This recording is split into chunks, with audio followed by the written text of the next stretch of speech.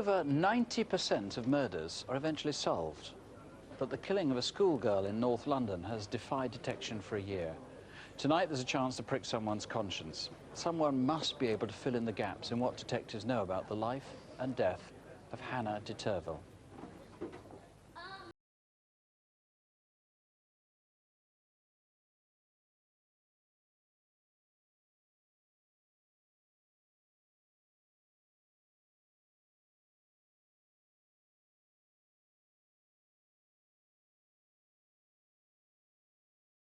Makes me weak.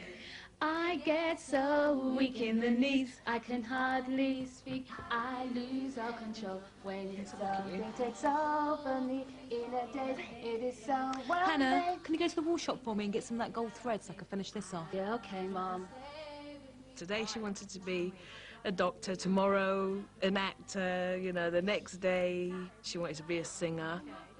She was young, so at the end of the day, it's like the world is an oyster. She wanted to do everything.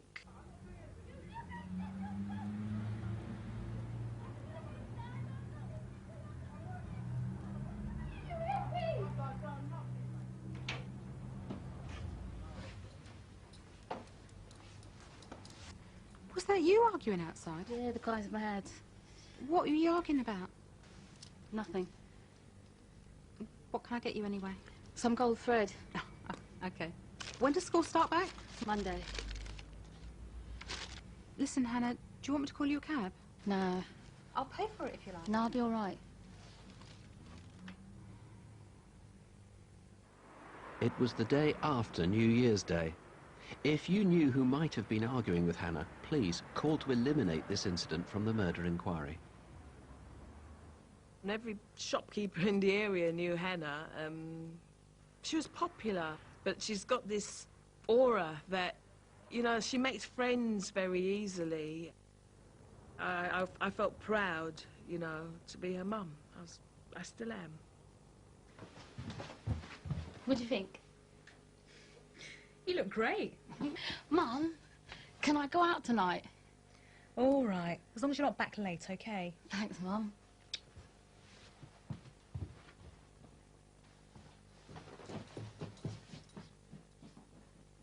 Do you want anything done? Can I get you anything? No, I'm fine. Don't forget your keys. Yeah. Hannah left her home in 6th Avenue to go and meet a friend nearby. No one knows what happened after that, unless you can help. Hannah disappeared. Okay. Okay. But deep down, the anxiety was there. I was trying to, like, live in hope that, you know, she's going to walk through the door because there's no need for her not to come home. About 7 miles away, near Perivale, is Horsenden Hill. This is early January last year. Do you remember being there one Sunday morning? I got about halfway up and I saw 3 black guys coming down the hill. I was sort of a bit wary.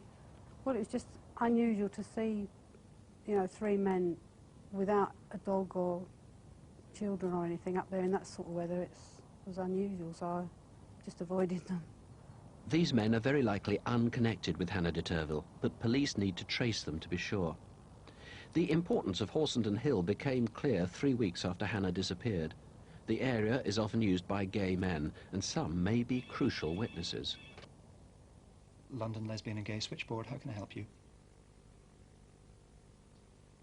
Yeah, I know Horsenden Hill, it's off the A40. Are you sure? Don't worry, this is a confidential service. And you found it? From the concrete post, 150 metres in a southeasterly direction. Down the hill, shrubs begin. Where it levels out, and the body, you say, is in the wooded bit. Hannah had been stabbed repeatedly, as though in an outburst of anger. It's like every time I see a mother and daughter, I envy, you know, that mother. She's still with me, you know, she's as if she's still, you know, here. My memories will never fade. She's there. Well, Brian Pender is now running what's regarded as one of the most difficult murder investigations possible. Who are you hoping will come through tonight? Nick, I would hope to appeal to friends of Hannah's who have not yet contacted us, those friends of Hannah's who have been in touch with us and who have yet more information to give us, and particularly to the anonymous male who rang the gay and lesbian switchboard on Friday the 23rd of January 1998. His contribution is vital, and I can guarantee him that he'll be treated with sympathy and discretion. Now, over a year later, the truth is, I mean, going through some of the clues you've got, and they're very, very fragile, they're very slight. That is correct. In fact, there are probably about 9 features, in fact, that exist in relation to the person that we want, and I would be looking to identify about 4 of them tonight. We're looking for somebody who's familiar with the area of Harrow Road, familiar with the area of Horsenden Hill, likely to have known or met with Hannah in the past, a person with access to vehicles, who may have shown violence in the past, and a person who, over that weekend of the 2nd of January, would have been heavily bloodstained and destroyed that clothing, who may have been involved in the extensive cleaning of premises or a vehicle that may have been heavily bloodstained, who may have confided in someone, and who may have behaved strangely since that time. So if anybody can put 4 of those features together, you want them to call? Certainly. The family, of course, have been left in turmoil and will be until this is solved. That is correct, Nick. The murder of young Hannah was a dreadful act of violence. Such crimes as this strike at the very heart of our community, and in essence the whole of society becomes a victim. None of us can understand the pain and suffering that June's family have gone through and that her friends are experiencing. And I would appeal to anyone who can assist in any way to provide the pieces that complete the picture to come forward and help us. OK, there is a reward, if that would help. £10,000 has been put up by the police for this. As I say, it's been a desperate time for the Deterville family. If you know something, if you know anything, give us a call, 0500 600 600. That comes direct to Brian Pender and his colleagues here in the studio. Now, I should say we've been having a technical problem with some of our phones tonight, and if you are having a difficulty getting through, please persevere and try later, or in this case at least, and we'll give you other numbers in a moment, on this case you can try the incident room in London on 0181 358 1871. That's 0181 358 1871. We start with a double murder, and one that leaves a chilling impression because it may not be an isolated crime. Perhaps the killer has shown lethal violence before, and the intense fear is he may do so again. Connie Sheridan and her daughter Jan were stabbed to death 10 weeks ago at their home in a remote part of the Fens on the Cambridgeshire-Norfolk border. They lived on the outskirts of the village of Upwell, breeding whippets. And though they were on good terms with another dog breeder who lived not far away, Connie and her daughter lived a fairly isolated life.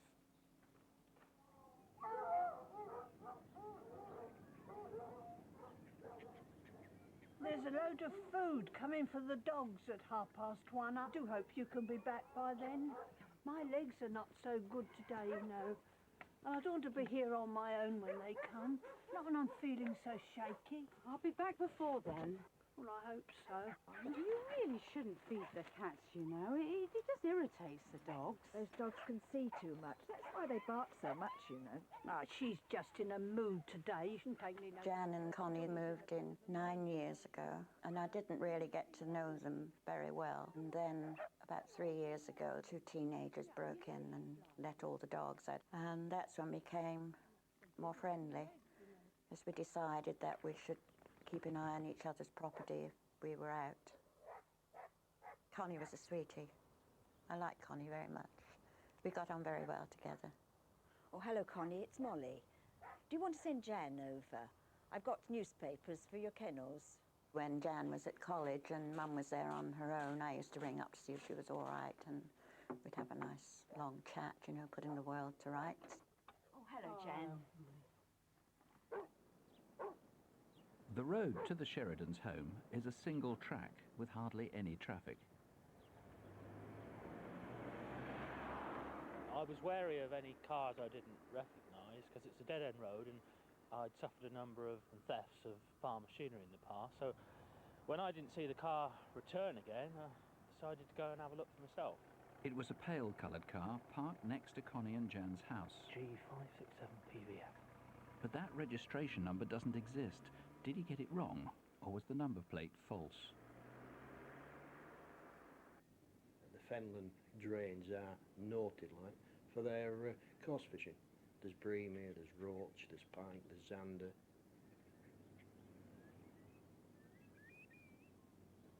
I'd seen her out walking the dogs on a regular basis, and on the Thursday we were actually packing up to go home. Good morning. Morning. There were other fishermen at Pingle Bridge in early January. Were you there? And did you see the Whippet Lady, or anything unusual? We know Jan went into Outwell that Thursday afternoon.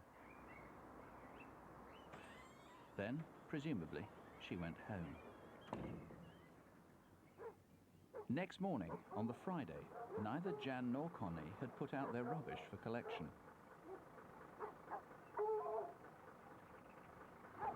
It was the first time that had ever happened.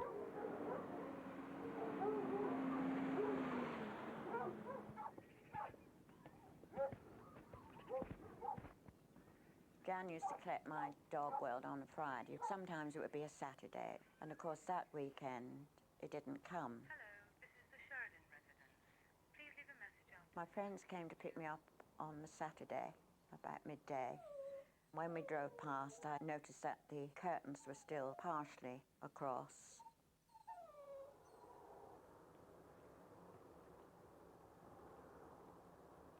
Saturday evening, I was still a bit concerned.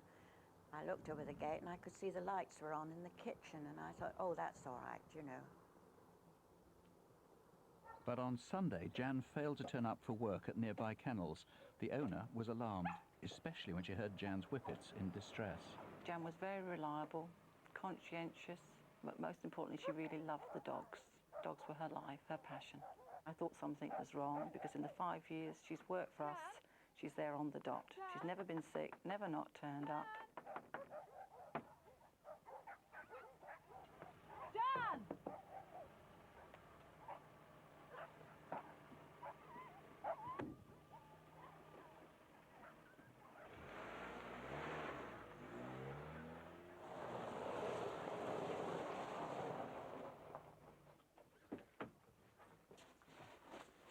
Have you seen Jan today? She didn't turn up for work and there's no reply at the house, but the dogs are all barking. Something must have happened to them. Just so unlike her to not turn up and not phone. Ready for lunch, Molly? Oh, I'm going to find my husband. I'll call the police.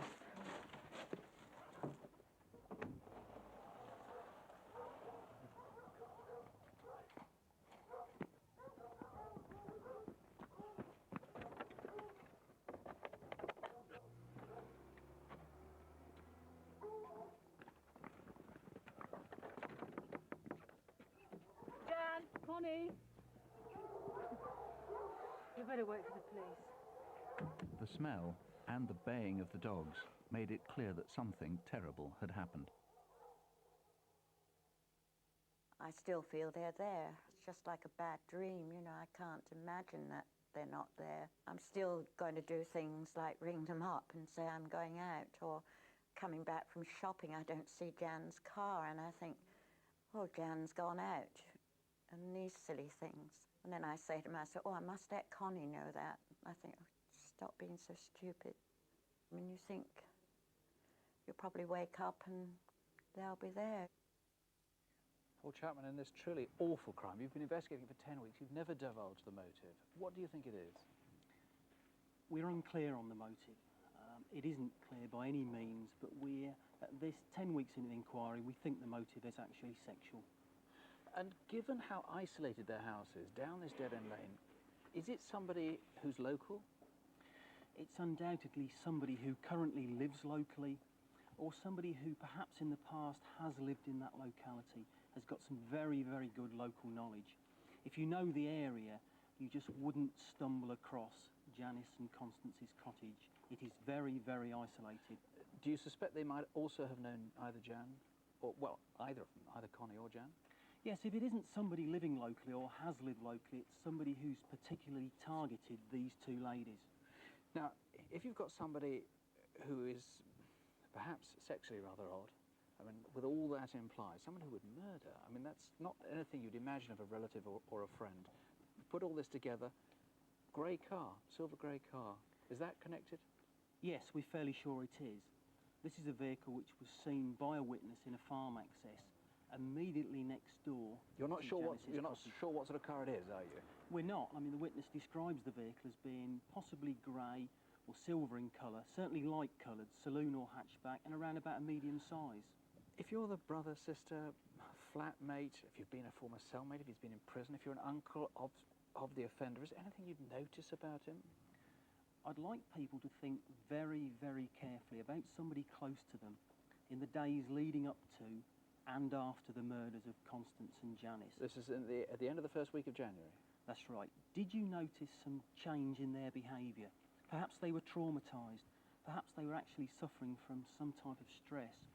And of course, we mustn't forget that after the murders, the offender may well have been bloodstained. They may have washed clothing, which is totally out of character. Or, of course, they could have discarded clothing. And the offender might have been in the house for quite some time, so he might have been away from his home or from even his place of work for many, many hours. That's a possibility. In fact, hours running into perhaps a day. Now, look, let's go back to this car, because obviously it's terribly important, at least to eliminate. Yes, it is. The witness, this is the number that he remembered, and it's probably that he transposed a couple of... he was remembered for quite a long time, transposed a number or two. Yeah. But somebody's got a car with a number plate like that. Yes, it's likely that that index number has either been remembered slightly incorrectly, but of course we can't rule out the possibility that it's a false number. And that actually adds weight to the fact that this is a premeditated crime. Now, a lot of people knew the Whippet lady, and I know you want to contact anybody who knew Jan or who knew Connie. A terrible, terrible crime, this. That's right, we're looking to local people to provide us with information.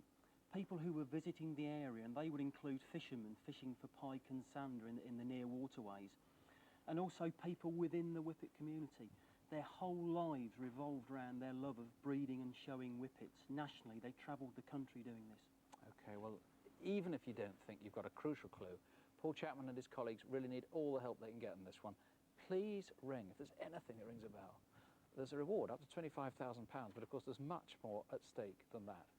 Crimewatch is live, the number is free, 0500 600 600, and there are more detectives, not only here, but standing by in Norfolk, and they're on 01553 665 000. That's Kings Lynn, 665 000.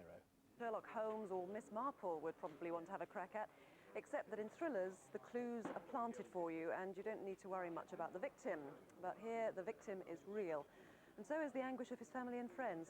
Stephen Varah lived on Humberside, working at a fish processing plant for Birdseye.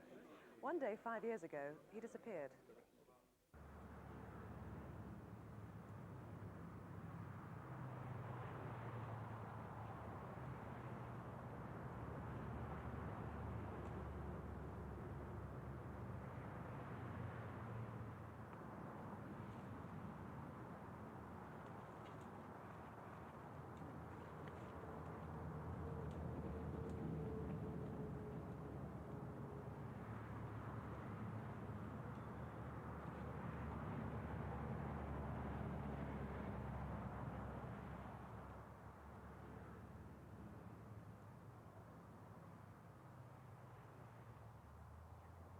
Got away.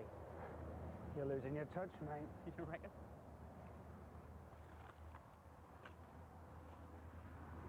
Hey, found an old scarecrow. That's not a scarecrow. That's a body. No way. You don't put shoes on a scarecrow.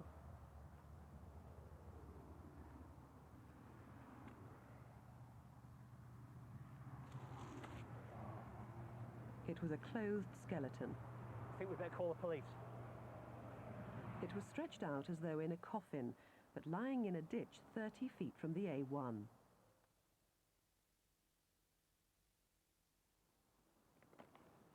A 100 miles north in Grimsby, but 5 years earlier. You all right, Rod?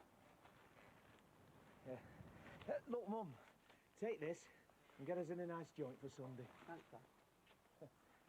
See you Sunday. Stephen regularly saw his mum. but he never made it back for Sunday lunch. He was living alone because 6 weeks before his marriage had collapsed, but he was a man of routine, and his wife is bewildered by his sudden disappearance. He's not the type who just walk away and leave everything. He's not that type of person. He'd like to know where he was going to be, or even what he was going to be eating for his tea next week. He wasn't an impulsive person. His glasses, he can't see to the end of his nose without his glasses. He never left washing up. He always washes up straight away. When we cook a dinner, we used to wash up before we eat it. One of his shoes was in the middle of the stairs. He'd been decorating my son's bedroom, and there was paint, and the paintbrushes were still in the middle of the room. He didn't even put the lid on the paint tin, which is not something he would ever do. A day or two after Stephen suddenly left, he was spotted wandering down a country road at 1 a.m, miles from home. I think that if he had been closer to a village or a town, and if he had been walking more easily, I wouldn't have stopped and picked him up, because it's not something that I would normally do. But I really felt that he really presented no threat, and in fact looked to be in a rather difficult predicament. As long as it's not a problem. It's 1 o'clock in the morning. It's a horrible night to go out walking.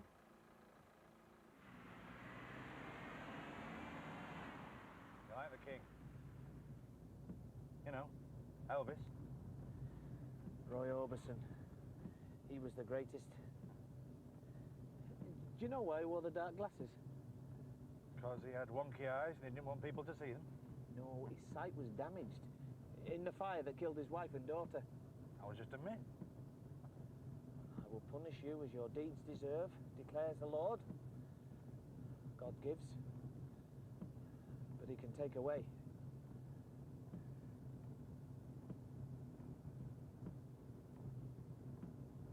You all right? Things seem to be going wrong at home. The Lord says, I will punish the world for its evil, the wicked for their sins. I think my God's a bit more forgiving than yours. So you decided to take to the road? I'm going to visit some church friends in Peterborough. Their church is on an estate, the other side of the city. Do they know you're coming?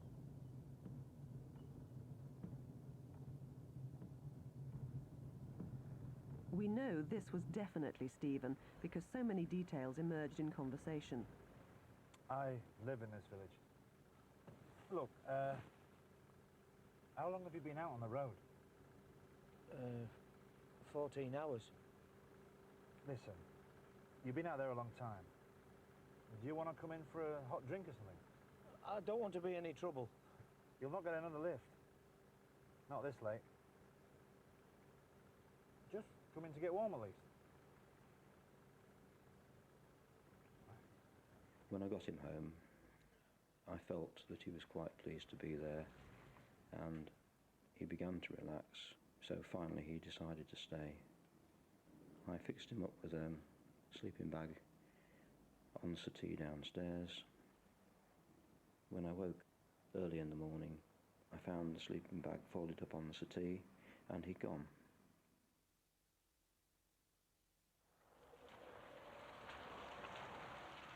"4 years after Stephen vanished, and a year before his body was discovered, someone seemed to be searching in the hedgerow where, unknown to local residents, Stephen's body must have lain. Well, the first car's a sort of Fiat Uno hatchback. That's parked at the end of the field. Right, at the end of the field. Uno hatchback. Anything else? And there's someone walking up and down the hedge shining a torch. And can you see anybody else there at all? There's a big Rover 800 driving up and down the road. I mean, it might be nothing, but I just thought you ought to know.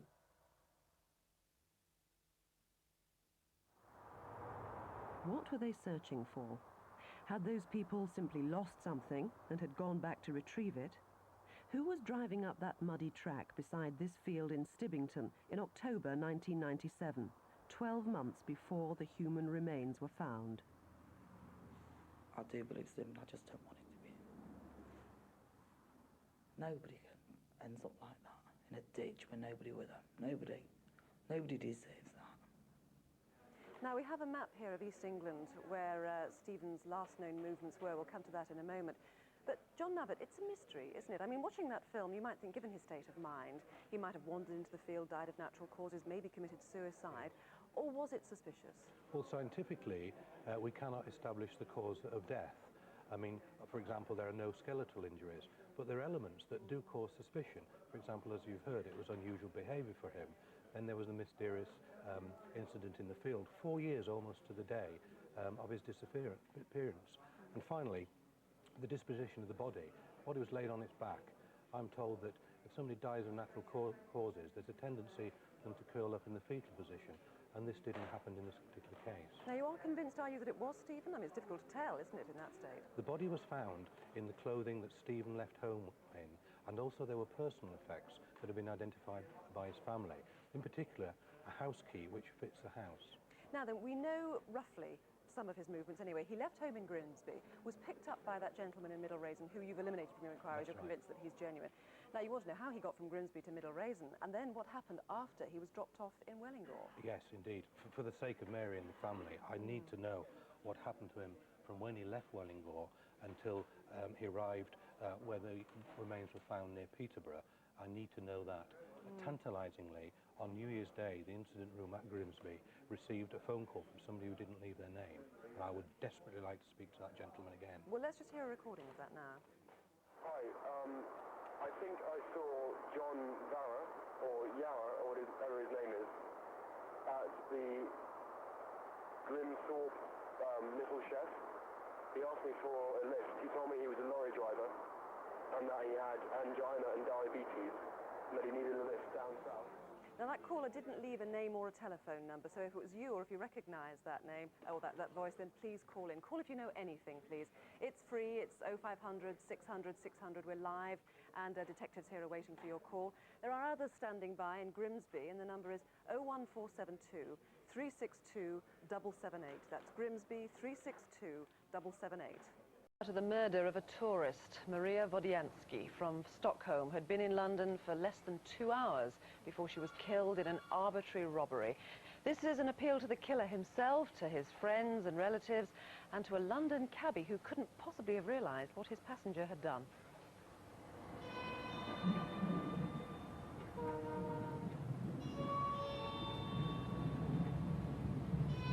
We will soon be arriving at Paddington Station, which is an excellent gateway to London.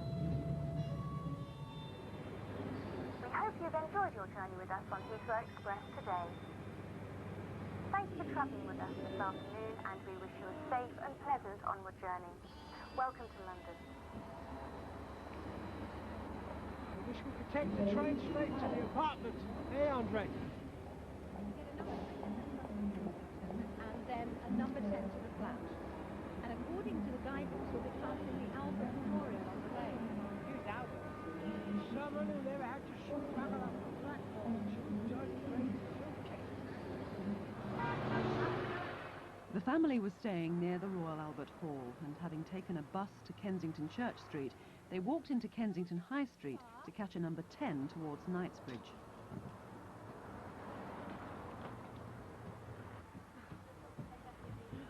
When the family got on, they were holding the whole bus up with an enormous amount of luggage.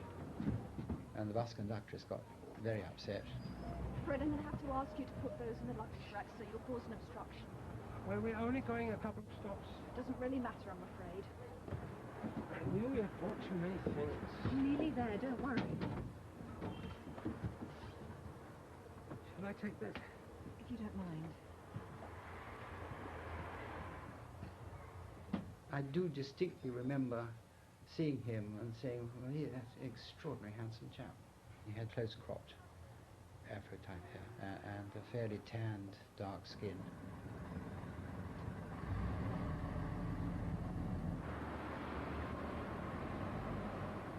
He had this sort of acridine features. He was just staring straight ahead of himself. He didn't look at anybody in the eyes.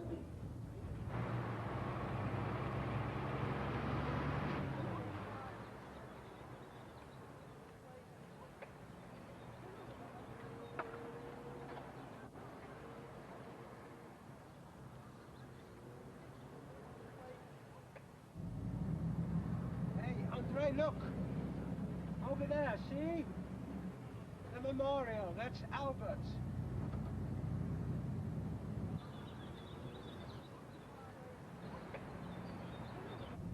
Just after the Albert Memorial, at the junction with Exhibition Road, with the conductor upstairs, an attempted handbag snatch. Her head went the most awful crack on the road. Did you see what that man just did? I jumped off, a van came along, and I thought, my God, he's going to hit her. I could see him running across the road, and I thought, well, if I can get round the corner, he can't go running at that speed indefinitely, and maybe I can keep this up for a bit longer. There were two people there standing on the corner, and they said, are you chasing somebody? I said, yes. Where is he? Oh, he's getting into that taxi. 5:25, Saturday the 27th of March. Who picked up this fare, now heading south down Exhibition Road? He was tall. I should think he was over 6 feet. He was slender. He had a little broad forehead, and fairly high cheekbones, and an aquiline nose.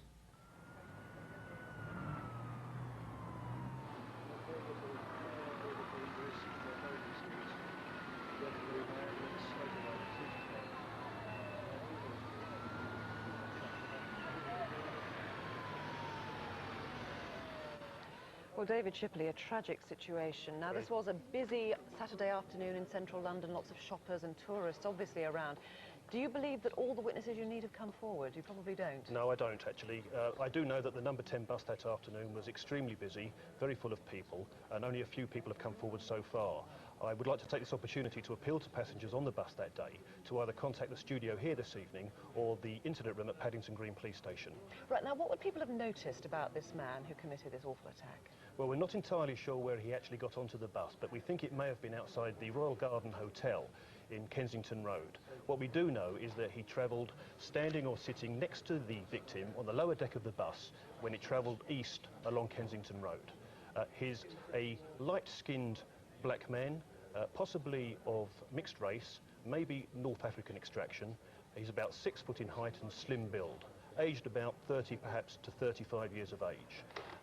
He had very close cropped black hair.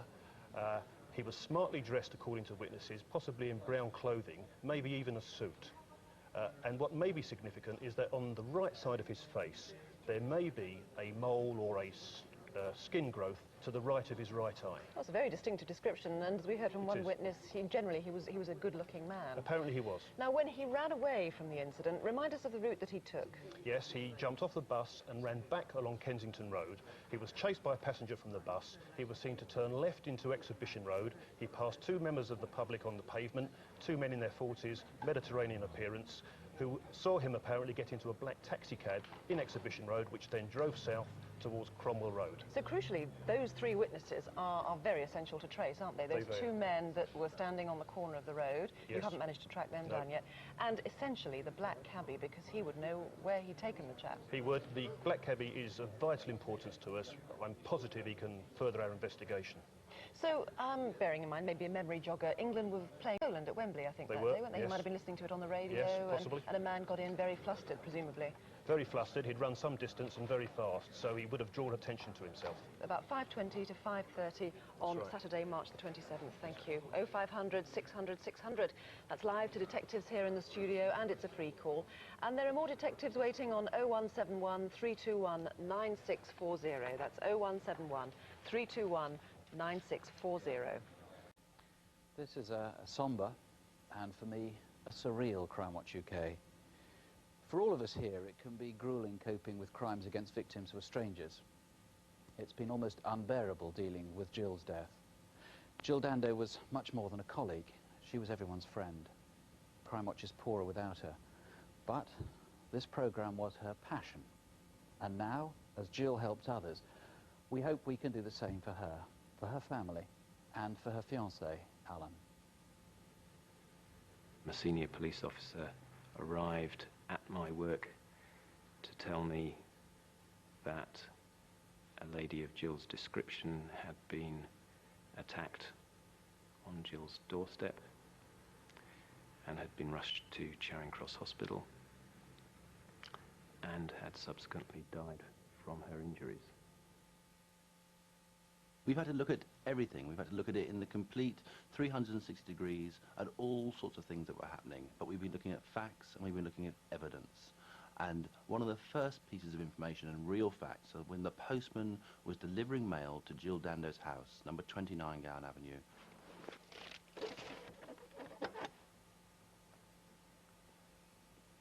I was delivering mail along the odd numbers till I reached 29, which I know is Jill Dando's house. I've met Jill a few times, either delivering her mail or passing her in the street. I took a couple of paces down the front garden path, and just before I reached the front garden gate, I saw a man standing in the road looking directly at number 29. It was like he thought someone was going to receive the mail.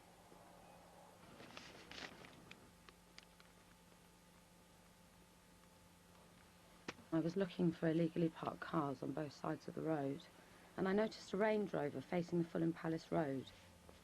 I started to type the registration number in, and suddenly I noticed this man that was sitting in the driver's seat.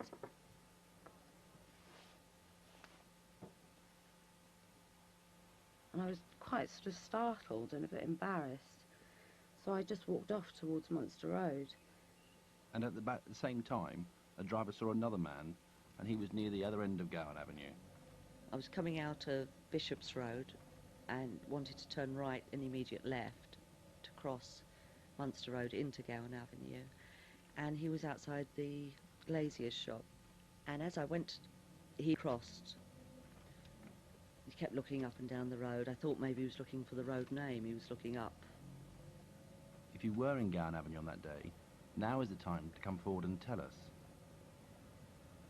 Getting towards the end of Gowan Avenue on the Fulham Palace Road end, I was conscious that somebody was sitting on my tail, as it were, you know, was hurrying me.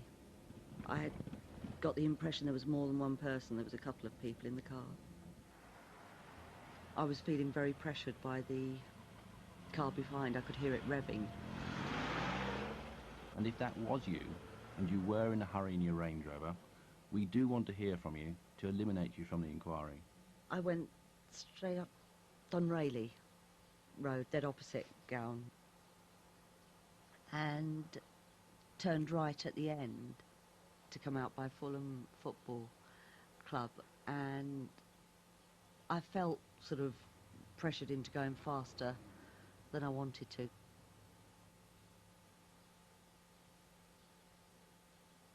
I sort of looked over my shoulder and saw the Range Rover parking sort of opposite Fulham Football Club. It is important to eliminate this vehicle.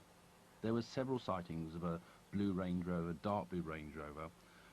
Were you parked up in the Fulham Football Club or driving around that area on the 26th of April? We would like to know, we need to know if you were there. Next is a window cleaner, and he was opposite Jill's house. And he saw a man, again, wandering around outside number 29. The window cleaner thought he was an estate agent. He was carrying a mobile phone and was talking into the mobile phone. He described him as having blonde hair, but smart in appearance, wearing a suit. Almost all the witnesses talk of a man in a suit with dark hair or black hair. So this man, the window cleaner, sees someone with blonde hair. Now, he may be someone completely innocent, or is he the person that we're looking for? Another sighting of yet another dark blue Range Rover is around about 11 o'clock. A man is driving again in Gowan Avenue, but going the other way. He had noticed a man in Gowan Avenue standing between two parked cars, just standing there. As he approaches Gowan Avenue, Munster Road, and he turns left, parked right on the corner there, but also on the curb, is a dark blue Range Rover. There's nobody in it. I'd better go. I don't want to get a ticket over there. All right. Love to Glyn. Bye. I was weighing up whether to go home or to Sally Parsons' a shop on Fulham Road. I was thinking quite hard about it, and as I sat there was a man about one car length away. He had noticeable dark hair and a blue suit, and he didn't seem uncomfortable or uneasy. I was thinking of my dilemma at the time, but I was somehow dimly aware that he might have been an estate agent.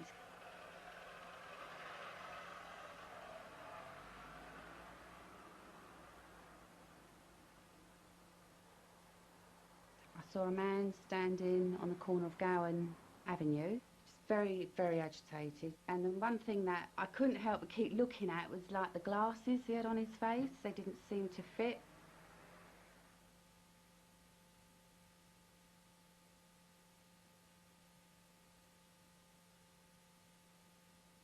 I think it is always difficult for anybody to cope if they don't know why something has happened. This is a situation which defies all logic, is totally impossible to explain, and therefore totally impossible to understand at this moment in time. Even an explanation will not change the situation and will probably not change the fact that I don't understand what has happened or why it has happened. I heard a scream. I looked out the window and saw a character walk away, and also saw a chap coming out of number 30. I came out of the front door and I saw this man running down the street, and he immediately alerted my attention because he was furtive. He was up to no good. I could tell it at once. What we found is 4 witnesses who see a man or different men running down the Fulham Palace Road towards Putney. And the first witness is somebody who had been to the betting shop. About 11:37, 11:38, he saw a man running across the Fulham Palace Road from the Gowan Avenue side, and a car nearly knocked him down. And the man saw him run to the west side of Fulham Palace Road and start to run down Fulham Palace Road.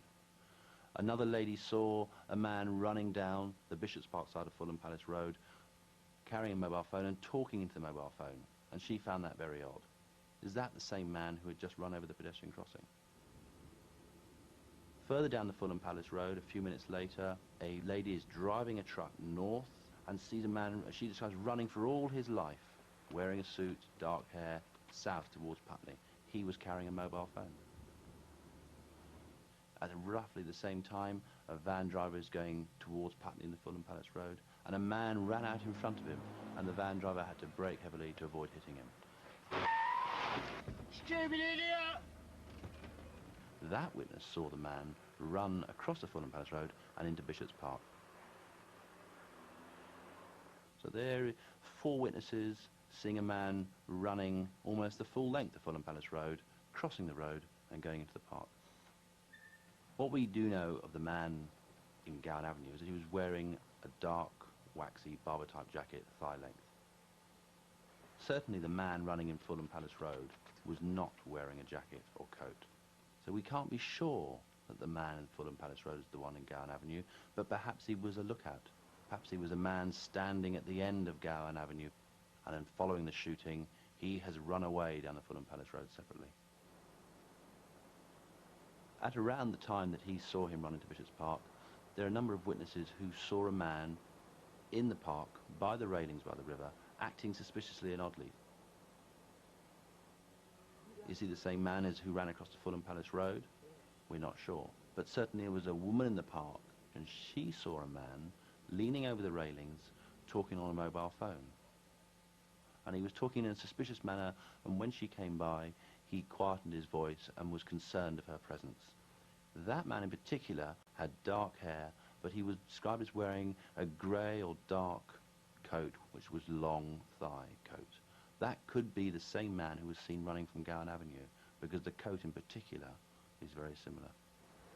One of the witnesses saw a man climbing over the railings and onto the steps which lead down to the river. Who is that man? The witness does describe that man as wearing a royal blue wind cheater coat. Now that's certainly not the description of the man who was seen running from Gowan Avenue, which was a dark, waxy, barber-type coat. So there is a possibility, strong possibility, that man has nothing to do with this inquiry, and if that is the case, if he came forward, we could eliminate him very quickly. finally, there is a crucial witness at the bus stop in the Fulham Palace Road, opposite Bishop's Park. He just caught my attention, I don't know why. And then as he got closer, I could see he was sweating on his face as if he'd been running. You get these impressions, you know what I mean? I mean, I wouldn't even throw my orange peel on the floor because he gave me that impression that he was a policeman. And I thought, if I throw it on the floor, he's going to tell me, right, pick that up, you know. All his collar was all wet, like he'd been sweating. He was about 5'9", 5'10". He had a slightly foreign-looking nose. He had a mark on his nose bridge, as if he wore glasses. I was left at the bus stop with this man, the woman with the 2 children, and somebody, I think it was another girl, who was just walking up towards the bus stop when it actually got there, 2:20. And he never got on the 74. 2:20 came. I let the young lady with the 2 children get on it because she was like at the end of her tether because the kids were being really bad. As I let them on, I looked at him. There was no response from him. I got on the bus and we left him at the 2:20 bus stop.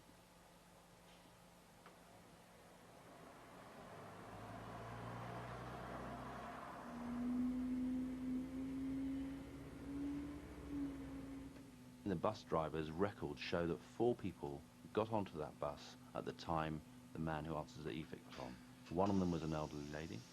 One of them was a young man, 18, 19 years old. The bus driver can't remember the 3rd person. So there are definitely 3 other people who can come forward with information concerning this man. Putney Bridge Station.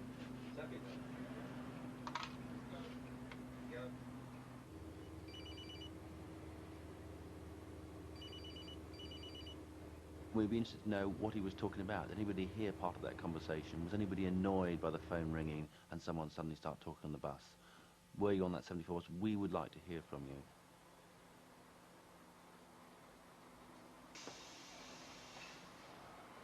All 4 passengers got off. Where did he go from there? At this stage, we don't know. We've examined CCTV footage from the Putney Bridge railway station. He can't be found on there at this time. Did he go in a taxi? Did he go in a car? Did a car come along and pick him up? Or did he walk away over Putney Bridge or down back into the Fulham Road? Did anybody see him? We would like to know. Everybody associated with Jill in any way whatsoever finds it totally unbelievable that the tables are turned like this and we are actually in this absurd situation making an appeal on her behalf. The horrifying fact is that somebody has murdered the person that I had planned to spend the rest of my life with. Somebody has murdered a person who was so widely loved and respected by everybody she came across. It's impossible to comprehend that one is the victim of crime. Jill is the victim of crime, and we are all the victims of that crime by virtue of the fact that we are horrendously affected by what has happened.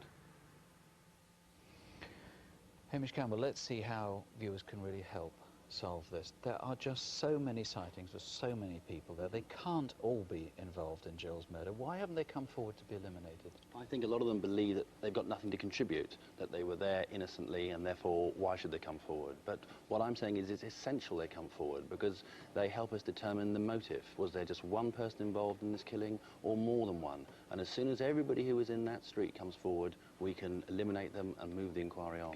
Hamish, supposing they have reasons for not wanting to come forward, they're concerned about their anonymity. I'm thinking particularly, for example, of Range Rover drivers. And Yes. we know there must have been dozens of Range Rovers in that area at that time. Yes. We know the press has pointed out one of them was driving very badly. I mean, if I was that driver, would be reluctant to come forward. I'd fear a prosecution apart from anything else. I can understand that, but there's no concern in relation to traffic offences or minor matters. The concern here is the murder of Jill Dando, so if they've been involved in minor traffic matters, forget that. Ring us, tell us where you were on that day, which Range Rover you were driving, and where you were. That's a guarantee of immunity? Absolutely. And you want all Range Rovers in Fulham Monday the 26th of April in that morning? Yes. Now, it's pretty clear from that reconstruction that the guy walking and running down Fulham Palace Road was one person. I mean, all the witness statements seem to converge on that one description, and yet that description is different from the gunman. So the e-fit that you've issued, the man at the bus stop in Fulham Palace Road, may very well not be the killer. That is possible, and certainly the man in the Fulham Palace Road was not wearing a coat, whereas the man in Gowan Avenue was. So there's a strong indication that they are two different people. The e-fit is of the man at the bus stop. People need to focus on that for who is that man. Is he the lookout? Was he another party to the killing? But our key concern is the man in Gowan Avenue. But can we just stay with that man at the bus stop first? Yes. It is possible he was running down Fulham. People run down roads every now and then for entirely innocent reasons without having shot someone. It is possible he is watching and recognises himself. Yes. If he comes forward, he's going to have a hell of a time, isn't he? Not at all, but if he comes forward and he has nothing to do with that incident, then we can speak to him and eliminate him. He might have been late for an appointment, late for a bus, or whatever. As long as he comes forward and we can push the inquiry on. Again, can you guarantee him anonymity? Yes. Now, you've always maintained this the most difficult sort of inquiry for detectives, what do you call a 360-degree inquiry. Yes. Let's try and focus it so that people can help. On the one hand, there's the possibility it's a conspiracy involving several people. Yes. And on the other, there's the prospect that it's just one person. Let's just take the criminal conspiracy idea first. Again, how can people help now, viewers of Crimewatch? It's important to remember that there's a large and substantial reward in this case. There's £100,000 from the Daily Mail, there's £50,000 from Crime Stoppers, where people can ring up anonymously and give us information. People need to ask themselves, as we have done, who has gained from this murder after 21 days? What do you mean, who's gained? Has someone gained financially? Has someone received money recently? Has somebody benefited in some way? Whether it's financial or emotional, there's a reason why Jill Dando was murdered, and people need to look now. Who has gained? What benefit has been achieved by this death? And come forward with any information. The reward money is there, it's substantial, and people need to think very, very hard tonight on what that is. Of course, one line to that reward and one line the criminal fraternity can help with is to trace the murder weapon. Yes. Now, of course, guns can be acquired abroad. We all know that. But assuming, we can't make that assumption, but let's for the moment make it, that this gun was acquired in the United Kingdom. Yes. How would whoever mediated that sale recognise the weapon? Well, there are two guns here this evening. And what we're saying is, this gun here, the 9mm Browning, the larger firearm, is not the weapon that was involved in the killing of Jill Dando. Right, that's one that lots of newspapers and so forth have been portraying. It's not that. Yes, it is this type of firearm. This is a 9mm short. Not only is the bullet shorter, but the whole weapon is smaller. It can be held in your palm of your hand, can be concealed in a pocket. People need to look now at this weapon. Have they recently handled this gun? Have they recently passed it on to somebody else? Have they disposed of it for somebody? Did they make arrangements before Monday the 26th of April to give this type of gun to somebody? There is the reward money. People need to look at this firearm and ring us tonight. Much less common than the bigger weapons. Considerably less common. When these weapons are sold illegally, they're usually sold with ammunition. What sort of ammunition was used to shoot? The ammunition that we used to shoot Jill Dando was 9mm short Remington manufacture. There was no suggestion that it was a dum-dum bullet. There's no suggestion that this firearm was fitted with a silencer. So if somebody was involved in that sale, you're saying they can ring Crime Stoppers anonymously? Yes. Tell us the procedure about that. Supposing someone says, look, I want to get that £150,000 reward, but I'm not prepared to take the risk of prosecution for firearms offences. If they ring Crime Stoppers and they have got real information to give us concerning this firearm or anything else, they will be given a security number, and it's that security number which will identify them with Crime Stoppers, not the police, and the information can be passed to them, which in turn will be given to us. Now, we've been looking at the criminal conspiracy. Supposing it is just a loner, yes. Then again, how can people watching this programme help identify that now? If it is a loner, I mean, it could explain the apparent motivelessness of the crime, but maybe this person has a fixation or a strong fascination with Jill Dando. Maybe he's displayed that in some way with collection of photographs, constant talking. I'm not sure, but people need to look again to their partners or others. Was he concerned or fascinated by Jill Dando? What was he doing on Monday the 26th of April? Was he late for work? Did he not turn up for work? Was there some features of his behaviour which was different on that day? Well, it's a free call number here, 0500 600 600. Please call if you can identify any of those people that have to be eliminated, and please let us know if you've any suspicions about an individual who may have done this. There are many more detectives standing by the incident room at Kensington. The number there is 0181 246 0732. 0181 246 0732. And let me repeat, as if it needed saying, that total reward is £150,000. Please, though, could I ask you, don't ring on the numbers I've just given you for condolences for Jill. We really need these lines open for the clues for our appeals tonight. The hunt for a killer in North London, though frankly this could have been a tragic accident. It's a hit and run. The motorcyclist involved may not have known how dreadful the outcome was, and tonight we're hoping he's going to have the decency, the courage to come forward, if only to say sorry. And we hope his friends and relatives will put pressure on him, or indeed will call in themselves. It happened 6 weeks ago on Fortis Green between East Finchley and Muswell Hill, and the victim was Maria Bussandri. She was 70 and had been a grandmother for just 6 days.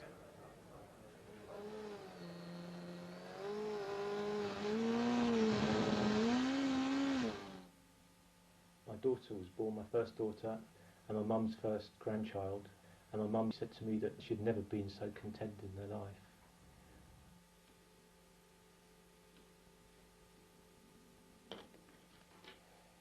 On that afternoon, I don't think anything else was on her mind apart from my daughter.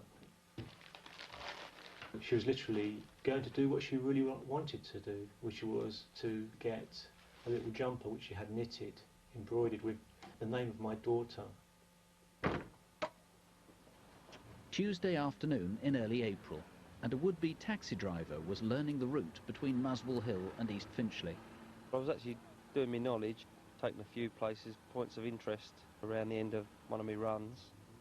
I was looking for the police station at the time when the bike went past me very fast. He was driving like a lunatic when he went past me. Were you overtaken by a motorbike going fast down Fortis Green on Tuesday the 6th of April?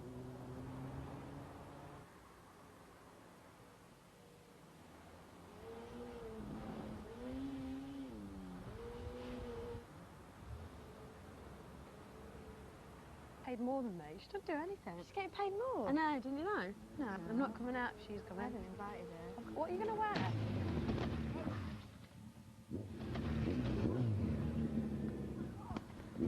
Go get an ambulance driver! Sandra, just go and get an ambulance! The bike had thrown Maria 30 feet down the road. The rider seemed to have injured his right hand, and the machine had lost part of its fairing and its right mirror.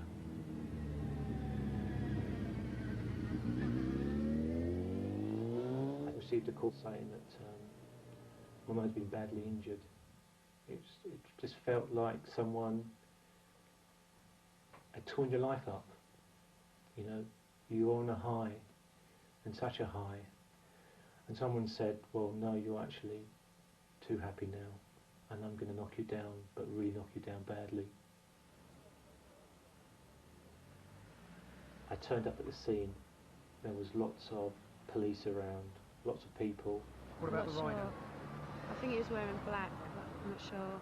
Well, he was coming down at an incredible speed when he passed me up there, and I went to turn around in this road and I actually saw the woman lying down on the floor.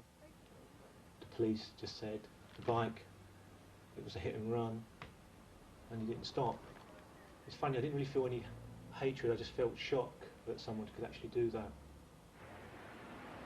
A few minutes later, an unmarked police car was heading up the Hornsey Road near Archway.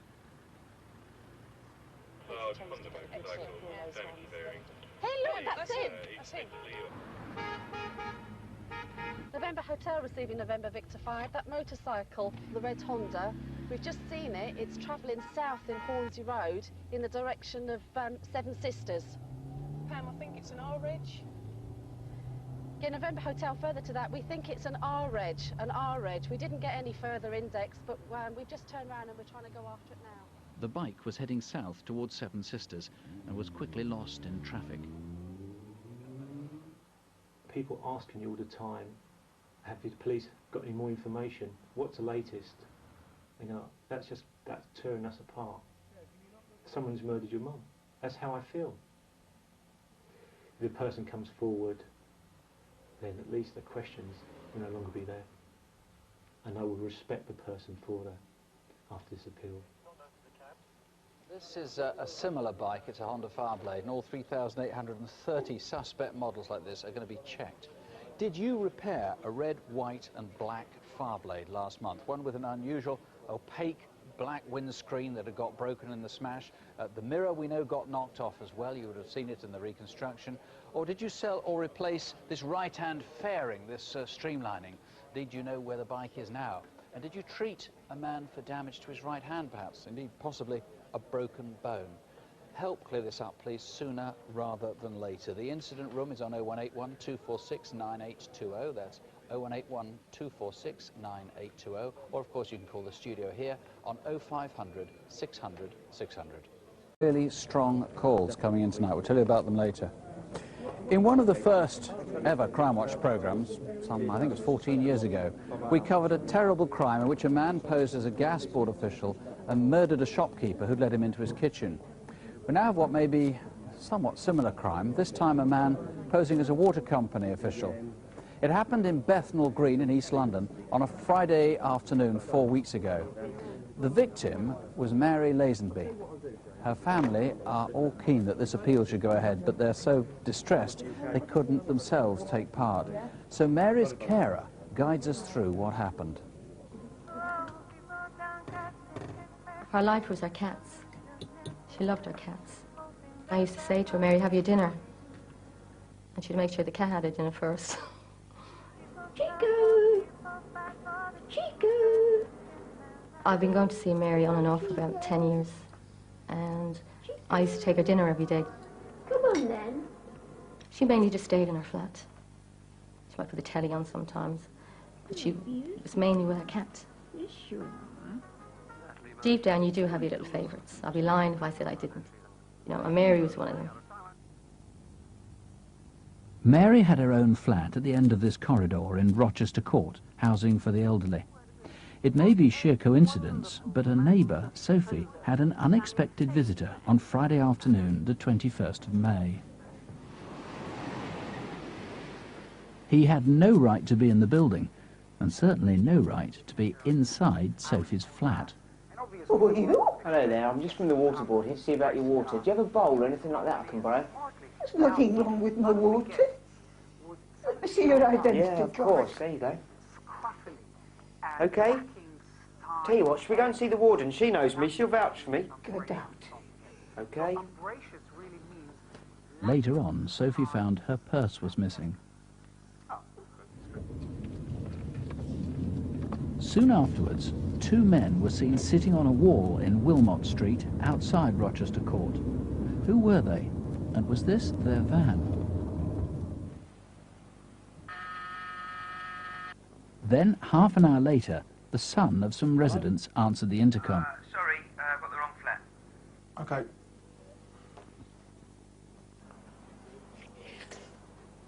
Who was trying to get into the building around 5 p.m. that Friday?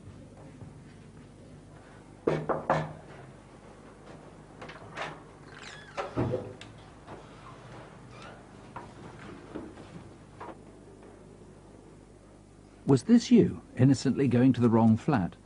Or was it the man who'd stolen Sophie's purse? Then, an hour later, at Mary's end of the corridor. Here we are, ladies. Come on then, off we come. I thought we could have... As we came out of the lift, we saw a man at Mary Lazenby's door. Hello, Mary, are you all right? We're going to try that dress on. I assumed he was visiting. He was very casual, and he just walked in and out of sight. I've got a lump in my throat. Every time I talk about it, I feel sick. You know? Because she would have let anybody in. She would have believed anything anybody would have told her. But to do what they did to her is just unbelievable.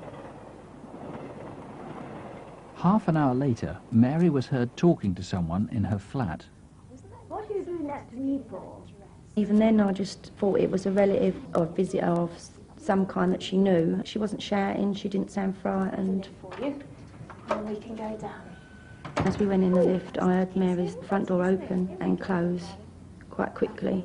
Now I think that maybe it was her opening the front door and maybe him shutting it. Maybe she was trying to get out. And I wish I'd gone back up to have a listen outside the door, or even from the lift I might have heard something. OK, dear, I'm all done. I'll see you next week, all right? You take care, all right? When I left my clients, I was walking towards Mary's door. A young fella came out of the door. You going in this flat? Oh, no. He didn't appear nervous at all. He was 17 to 18 years old, medium height, had short blonde hair, a thin face with a chipped tooth, and was smart and clean. Mary's body was discovered in her living room the next morning. She'd been punched and kicked so hard that her jaw, her ribs, and her spine were broken. I just remember the lady I used to go to every single day for years. Warm, lovely, simple lady. And I'll just remember smiling at me at the door. Mick, whoever killed her seems to have completely lost control. Yeah, Mary's injuries were absolutely horrendous. Her jaw, her sternum, every rib in her body was broken. Her spine was actually snapped, and her heart and her liver both exploded as a result of the force used on her. She was a small, frail lady with a disability. She was, It yes. seems inconceivable that whoever did this could have done this as a first offence. I wouldn't have thought so. I would have thought there was probably a string of minor offences that have led up to this. Did he do this on his own, or do you think there were two people involved, or perhaps more? There was certainly, he was in the flat on his own. I would think that there was a possibility that there was another man outside the flat somewhere, maybe in the street outside, or outside the confines of the flat itself. How seriously in trouble is that accomplice? Well, I can't believe that two people went out that day intent on committing this horrendous crime. I would think that probably one of them doesn't know what his accomplice has done.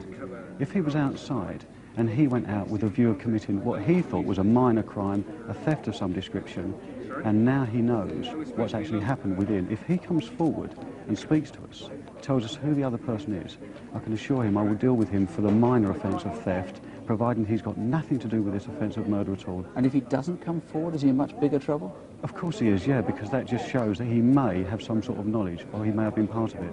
Now this e-fit we've got from the witness who saw the man coming out of the flat, you're fairly confident of that. Tell us what you know about this man's description. The e-fit is very good. The man is about 18 years old, he's 5'10", he's got an angular face, pointed features, quite slim build.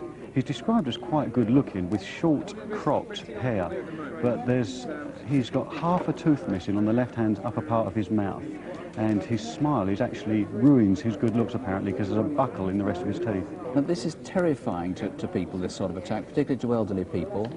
You were telling me earlier, older people shouldn't be worried about this sort of thing. It's very, very rare indeed. It is very rare, Nick. Yeah, older people shouldn't be worried at all because statistics show that younger people are more prone to be victims of violent attacks. And as I said before, there's absolutely no need for this sort of violence to be used on this type of person.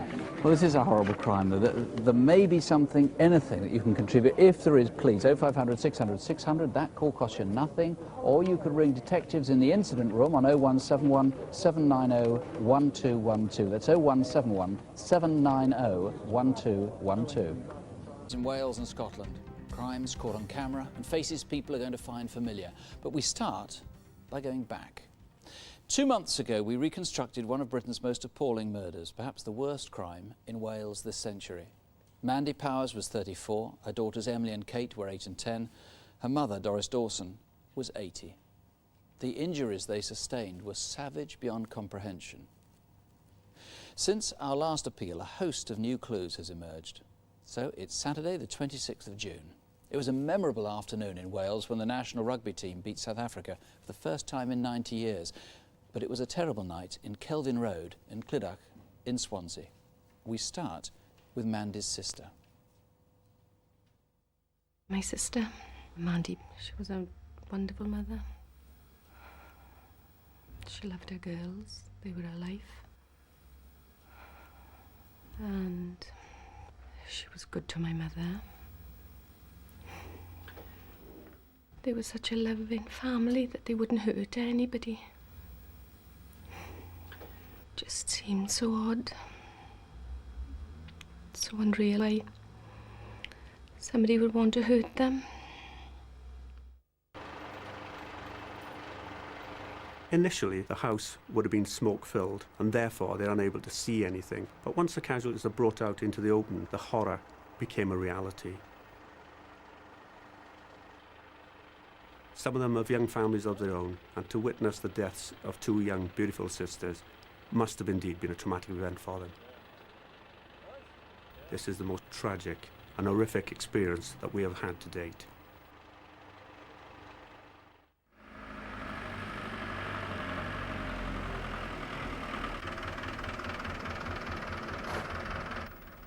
How much do I owe you? £2.50, thank you. Mandy and the children got home late that night. Mandy had been babysitting for her cousin in a nearby estate. At midnight, the crucial new witness, the cab driver, was called to the Three Compasses in Clydach. Taxi for Mark!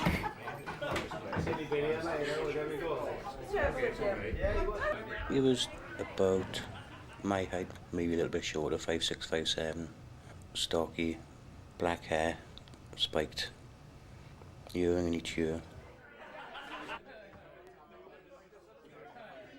Who was this who took the taxi booked for Mark? Come forward and eliminate yourself. Where to? Kelvin Road, mate. It's Leonin.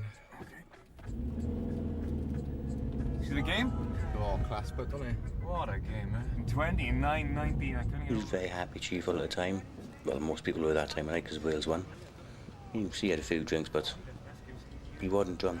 He sounded quite local. Shoe polish is cute, isn't it? That's right,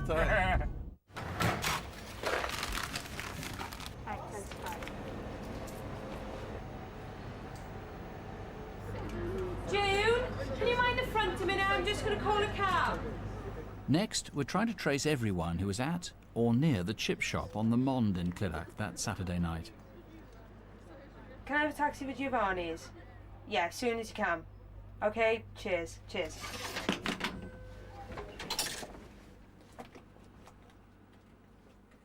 And who was the girl in the white puffer jacket who used the phone at 1:15? She won't know it, but she's a very important witness. This is less than 100 yards from Mandy's house. It's 1:30, mate. No worries, bud. Cheers, man. Catch you, yeah? Okay, take care. Hello, 16. Have you still got a passenger? Yeah, 16, 3 now, Lil, go ahead. It's picking up a lady from Giovanni's chip shop on the Mond. Going to penetrate. Yeah, okay, got that, on my way.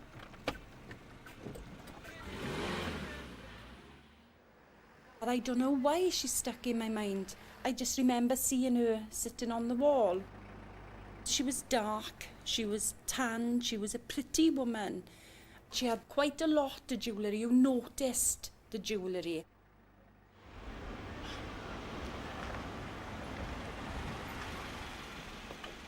Excuse me, do you mind if I take this one? I'm in a real rush. Sorry, love, I've been working all night. I'm off home.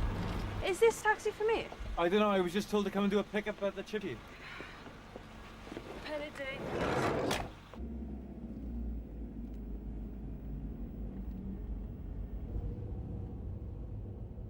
Who was this woman?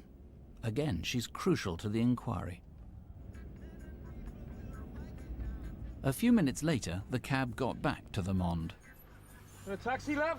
Yes. She was about 5'5", black wavy hair, quite conservatively dressed, nice smartly dressed, petite. Where to? Kelvin Road. You see the rugby then? Huh? 29-19, 10 points on the South Africans. I tried to have a conversation, she just totally blanked me. Strange, because normally get 1 or 2 words out of people, but nothing at all. Not into rugby? She was sitting there with her hands on her lap, with her head down, as if she was in a world of her own.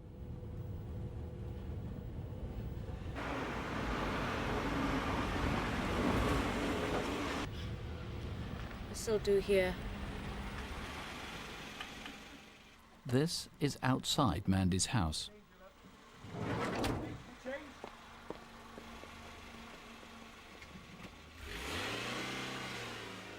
This is the key person that needs to be identified.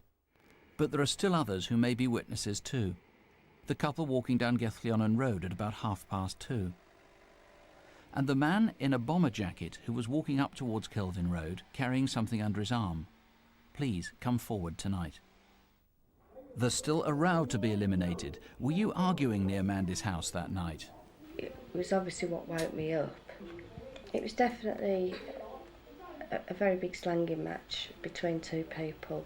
The female sounded more distressed than what the male did, but the male voice was more dominant in the argument. And we must still trace the couple walking past the Upperford cottages at about 4:15 a.m. They're a few minutes' walk from Mandy's house, but before the fire was discovered. When we got there, it was chaos, really. Firemen, ambulance men, and I just remember just getting out of the car and running up the steps to the house where they were all lying outside. And it was raining. And I was thinking, well, they all were getting wet.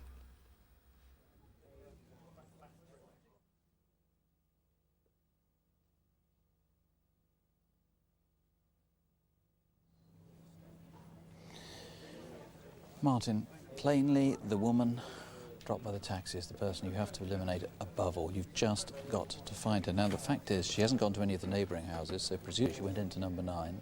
If so, she's going to be very frightened about coming forward. She's going to be into this up to her neck. Well, she shouldn't be frightened. If she had no part to play in this murder, she should come forward and contact us. It's as simple as that, really. Now, I would ask, it took us 5 weeks to trace the taxi driver. It may take us some time to trace her, but we will trace her and we will speak to her. So please, if she is listening, or you know who she is, contact us immediately. Now, presumably she hasn't come from very far afield. You didn't have her own car or anything. So for people in that general area, just give us the best description you've got of her. Well, she's in her early 30s. She's quite tanned. In fact, the e-fit doesn't do her justice. She is described as being quite attractive. She's about a size 12. She was wearing black clothing that night and a lot of gold jewellery. Now, talking of jewellery, you discovered at the scene of the murders, this is identical to it, a chain like this. It's gold. Tell us about it and its significance. It's a solid gold chain. It's manufactured in 1989. It was bought from places like Argos, such like those sort of places. It's sold for just under £300 in 1989. Now, I've been interested to know who actually has got a necklace like that and has not had it since June of this year. So this is a solid gold. Men's or females, do you know? It's unisex. It can be worn by either male or female. And somebody who hasn't had that since Saturday the 26th of June? That's right. OK, there's a £30,000 reward on this. Let me just say, incidentally, that after the last programme, that unlicensed taxi driver who was identified, well, we promised, the police promised, that there would be no prosecutions, and they've been as good as their word. He hasn't been charged with any offences. All they want to do is to clear up this terrible multiple murder. So whoever you are, whatever is holding you back, if anything at all, call in help. Think of the children, think of the grandmother, and think of what happened to Mandy. It's a free call here to the studio in London, 0500 600 600. That number's going to be on the screen through much of the evening. Or ring the local incident room on 01792 562 731. At Swansea, 562 731. Near Glasgow. It's almost a cliche, a girl walking home from a nightclub in the early hours and being attacked. But what happened to Laura Donnelly is truly exceptional and singularly disturbing. For a start, she wasn't just harassed or molested. She was sexually assaulted and murdered.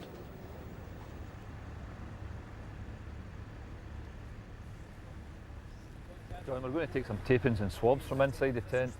I want to see some vegetation that's lying there as well, and there's some various articles scattered about. I knew nothing about anything going on in the cricket ground. I just kept phoning places, trying to find out what had happened. And they were going, we haven't got any information to give you about your daughter. And then the CID came. They said, I'm sorry to tell you, but There's been a young girl's body discovered in the cricket ground. We believe that there's a possibility it's your daughter. And I knew then. Laura was 22. She'd been going out with the same boy, Gary, since she was 16. In 2 weeks, they were going to announce their engagement. How you doing? Fine, how are you? Mwah. Come in, I'll close up now. The two of them were almost inseparable, and on Friday nights they'd often go out to the movies. But this night, Laura had been invited to celebrate a girlfriend's birthday. So when was her birthday? Oh, it was yesterday, so I think we're just going to go for a few drinks tonight. And then we're on the high street and we met Raylene, so she's coming out as well. Oh, Raylene, where are you going? Look, I don't know. I think we're just going to go for a few drinks to the Hog's Head or a Neil's or something like that. Laura, that's me away now. Okay, Mum. Don't forget your keys. Remember, you've got your work in the morning. When do I ever miss my work? I bet you it'll be really not get married first. Aye, for sure, I would say Oh, that. come on, girls, no way. Why should it be me? Laura, How right, you Martin, doing? how are you? Not bad. Where's Gary? What's he up to? Oh, he's out with Tam tonight. Alright, fine. How you doing, Martin? Listen, Martin, this is Raylene from school. All Hi, right. how you doing? Listen, I'm going on holiday again. Again? Aye, going to Ibiza for a week. Gosh. So I was wondering If you could borrow my suitcase. Oh, please go on, I've only got a sports bag. What are you like? Please. All right then. Magic. Look, I'll see you inside, okay? All right then.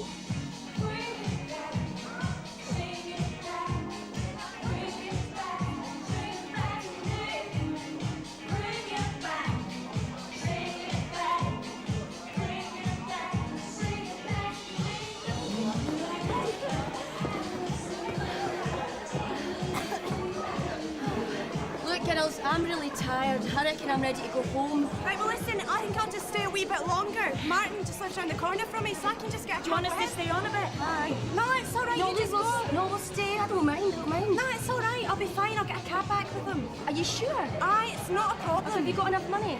Yeah, I've got money, no problem. Look, I'm a big girl, I can take care of myself.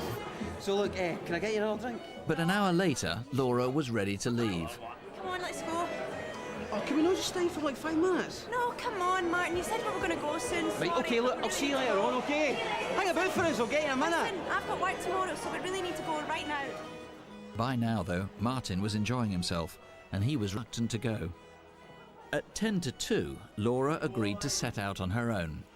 Right, listen, I'm off, right, and I'll see you real soon.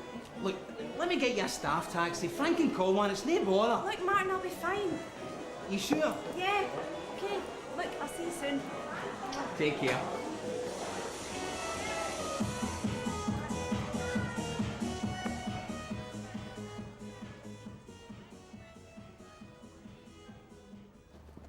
Laura's death has created huge publicity throughout Scotland, but there are still many potential witnesses. Did you see her walking down Maxwelton Street? Did you notice the bus that slowed for her? Though now very close to her home, she decided not to take it. Did you see the couple arguing at the junction of Coursebar Road, just by the cricket ground? Do you know who was in the hospital car park that leads from the Royal Alexandra towards Coursebar Road?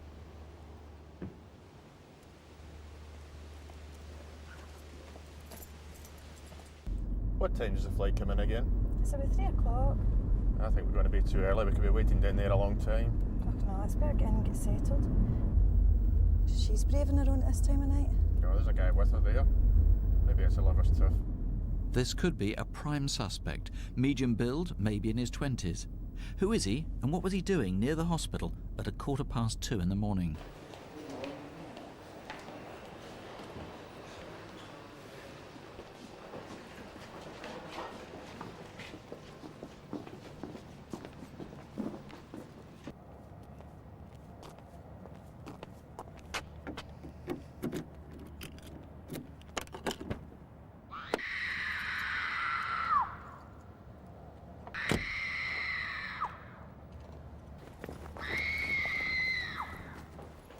Excuse me, there's a woman outside screaming. Sorry? There's a woman outside, down at the bottom of the drive, screaming. She's not from maternity or anything. She sounds like she's in real trouble. Okay, we'll have a quick look. People's going about saying this person's an animal. An animal wouldn't do that. I think whoever it is must be a monster.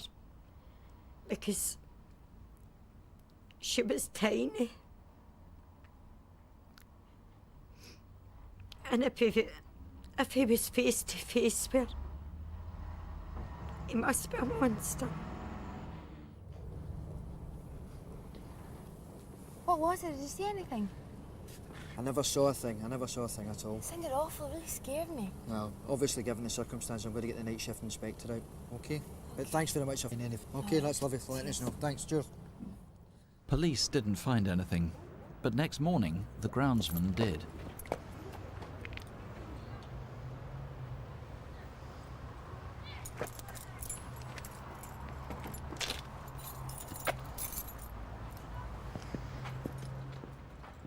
That evening, a young boy looking for his football found Laura's body hidden in long grass. I can't get how another human being could look at her straight into her face and destroy her. I just can't understand it. Tom, Laura was just a lovely girl, everybody says so, just desperately, desperately unlucky. Yeah. Laura was in the wrong place at the wrong time. Laura was a very ordinary girl, a very ordinary night out. Opportunist crime, obviously. I mean, nobody could possibly have known she was going to arrive there, so presumably this is a local man. We know that someone left the reception area of the Accident and Emergency Department at the Royal Alexandra Hospital about 2:10 that morning. He was described as 5'8", slim build, short hair, clean shaven, wearing a dark blue anorak, a football type anorak and a white t-shirt. We need to know who he is. Either for elimination or to tie into this one way or another. That's correct. Now, how can people in the area, and of course everybody in the area has been shocked by this, everybody wants to try and identify who the killer is. What can they have noticed? How can they know who it is? Because you haven't got an EFIT of the killer, you haven't got a strong description. What would they have noticed in behaviour or anything else? We believe someone who would have committed such a dreadful crime of this would display some change in their behaviour from that day. Remember, this was a holiday weekend in Paisley. It may well not be that they've changed their appearance, it might just be simply that they're quieter or more sullen than normal. If you've such concerns about a son, a boyfriend, a husband, I need you to contact me. We can deal with that sensitively and in confidence. We have got a DNA profile from the crime scene and we can very quickly put your mind at ease. So if somebody comes up with a suggestion, however mild their concern, they just noticed a behaviour change in somebody perhaps in their 20s or 30s they have concerns about, you can eliminate just like that? Exactly. I plead with you, if you have any concerns, I know it's very difficult to come forward in those circumstances, but we can deal with this very sensitively. Well, it almost goes without saying, call us then. If there's anything that you can add, anything at all, 0500 600 600, or ring the incident room in Paisley, 0141 532 5946. That's Glasgow, 532 5946. It's quite shocking. A crime in a family house in Sutton in Surrey, southwest of London. It happened on Friday, the 2nd of July.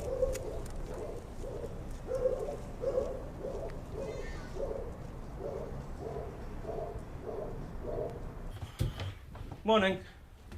Why do you always get up so late? You're letting the summer pass you by.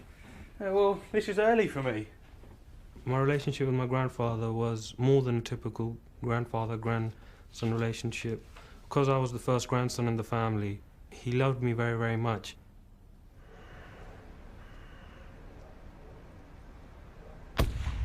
My first initial thoughts was that maybe some heavy object has fallen down or something like that. Sanjay! Shahid! They've hit me! They've hit me! Go! Call the police!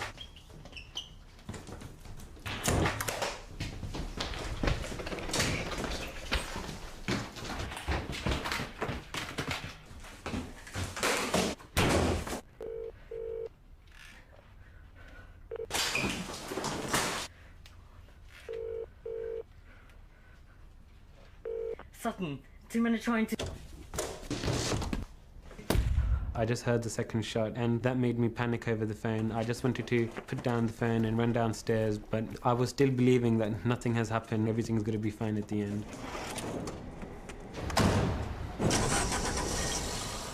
These are killers. The second shot hit Mohammed Raja in the head. The gunman is average height, slim and in his 30s, and had a day's growth of beard. His accomplice is 6'1", in his late 20s. The moustache might not be real. I was totally devastated. I did not know what had happened, what had struck us. It was like the end of the world for me. I would not like any other family or any other person in the whole world to go through what we've been through.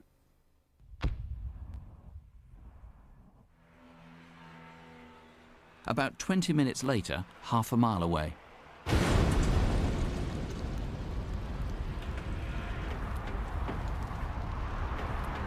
Oi! What do you think you're doing? Did you hear the bang or see the two men run off? Anything you notice might be critical. The vehicle was bought in northeast London 3 weeks earlier. The buyer may be innocent. We badly need to find him. He's described as early 20s, stocky, 5'10", unshaven and with short black hair. All right, and you take it easy. Great. No, thanks very much. Note the Arsenal sticker, the yellow hubcaps. There were green stripes on the side and, until the murder, Thunderbird 2 on the front sign. Where was this van parked for most of June, until the day before the murder? On Thursday morning I saw a white van on Mulgrave Road, and the van was quite distinctive. On Friday I was jogging as usual, and I noticed the van again. I stopped to cross over, and they actually stopped to let me cross the road. I felt a little apprehensive at the time, but the driver was staring at me. She describes him as late 20s, Asian or mixed race, with black, wavy and untidy hair. He had 2 accomplices.